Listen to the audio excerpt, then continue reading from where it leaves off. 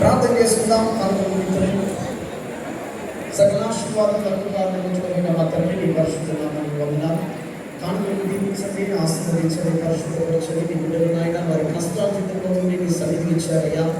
ఎంతో మంది ప్రత్యేకమైన కానుకలు కూడా ఇచ్చారు. వారందరినీ దీవించండి, ఆశీర్వదించండి. మహిమైశ్వర్యంలో ప్రతి అవసరతను తీర్చి నీ యుద్ధ కార్యాల చేత ప్రతి ఒక్కరి జీవితాన్ని, క్షేమాన్ని, ఆరోగ్యాన్ని, సమాధానాన్ని, సంతోషాన్ని మీరే అనుగ్రహించి మీరే మహిమను తెచ్చుకోవడం వారి చేతి పనులన్నీ నిండారులుగా దీవించండి.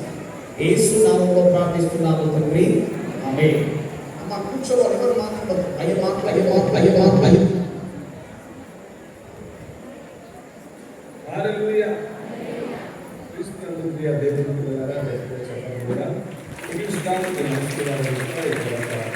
దేవుడు చేసిన కార్యాలను బట్టి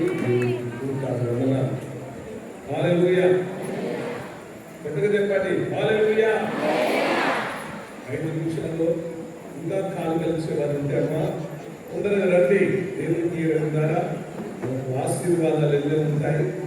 మన దేవుడు పరిశుద్ధుడు, బలవంతుడు, శక్తివంతుడు, సర్వాధికార్యాలు చేసే దేవుడి కనుక ఈరోజు నేను లైవ్లో చూశాను కదా, అనేక మంది గుణాత్మలు బట్టి వాళ్ళు కేర్ చేసి వారందరూ విడుదల పొంది బాగైన దాన్ని బట్టి వందనాలు. దేవుడు మన పరిస్థితులు అందుకోసంకే ఇక్కడ అపోస్తల కార్యంలో చూసినట్లయితే అప్పటికి దయ్యం వెళ్ళగొట్టినారు. ఎవరిని వెళ్ళగొట్టారట? భూతుడు దయ్యం పట్టిన ఒక వ్యక్తిని. ఆ భూతుడైన దయ్యం పారిపోయినాక ఆ పౌలు స్త్రీలను వారు ఏం చేసిందంటే ఘోరంగా కొట్టారు. గ్రామపు చావడిలోకి వారిని తీసుకుంటూ ఇక్కడ దేవుని వాక్యం ఆమె తమ యజమానులు తమ లాభ సాధన నుంచి పౌలు స్త్రీలను పట్టుకుని గ్రామపు చావడిలోకి అధికారులను తీసుకొని పోయి అంతటా న్యాయాధిపతుల ఎదురు వారిని తీసుకుని వచ్చి మరి ఇక్కడ వారిని బాగా ఏం చేసిందంటే 22వ వచనంలో వారి అప్పుడు జనసమూహం వారిని దొమ్మిగా వచ్చిన న్యాయాధిపతులు వారి వస్త్రములు లాగివేసి వారిని బెత్తములతో కొట్టవాలని ఆజ్ఞాపించెను. ఎలా కొట్టాలనుకున్నారు? బెత్తములతో కొట్టారు. బాగా ఏమైనా దేవుడికి జనమంతా చప్పట్లు కొట్టారు. నాకు అందుకే బెత్తాలతో బాగా ఏసైపడి మీరు బెత్తాలతో కొట్టడానికి ఇష్టపడుతున్నారా? నా జీవితంలో కూడా విషయం పెట్టిపోయినప్పుడు నన్ను రాళ్ళతో కొట్టారు, విశ్లేషాలు చాలాసార్లు విషయం దాల్పించాను. అయినా దేవుడు కార్యం చేశాడు. నీ జీవితంలో ఈరోజు పరిశుద్ధాత్మ దేవుడు మాట్లాడుతున్నాడు. బెత్తాలతో వారిని బాగా కొట్టి విపరీతమైన గాయాల ఒక దెబ్బ కొడితే అమ్మో అని పడుకుంటారు. చిన్న నడుపునొప్పి లేదు, అమ్మో నాకు శాతం లేదని అనుకుంటారు. భుజం నొప్పి లేస్తే అమ్మో నాకు భుజం లేదు, నా వల్ల కాదనుకుంటారు. కానీ ఇక్కడ ఆ దయ్యమును వెళ్ళగొట్టినందుకు వారిని ఘోరంగా కొట్టి చెరసాలలో పడేశారు. ప్రియమైన దేవుని పిల్లల, చెరసాలలో పడేసినా కూడా వారు ఏం చేస్తున్నారు? అర్ధరాత్రితో అమ్మా అమ్మా నడునొప్పి, తలనొప్పి, మనమైతే ఓ ఇక్కడ దెబ్బ తగిలింది, అక్కడ దెబ్బ తగిలింది, మెడ మీద తగిలింది, కాలు మీద తగిలింది, చేయి మీద తగిలింది, గుండె మీద తగిలింది.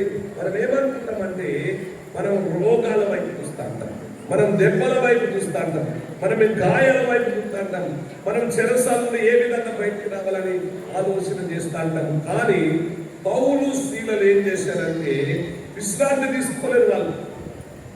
మనమైతే రోగం వచ్చిందని విశ్రాంతి తీసుకుంటాం.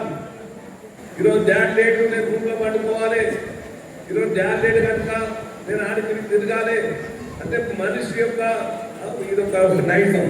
అందుకోసానికే ఈరోజు శనివారం నాడు బాగాలేదు, ఈరోజు నా కష్టం, ఈ విధంగా కాకుండా వాళ్ళు ఏం చేసిందంటే బెత్తాలతో బాగా కొట్టారు.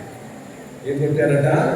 బెత్తాలతో బాగా వారిని కొట్టి ఏం చేసిందంటే ప్రియమైన దేవుని పిల్లలారా చెరసాలలో పడేసినప్పుడు వారు ఏం చేస్తున్నారు? మధ్యరాత్రిలో ఆయన పట్టుకుంటారు.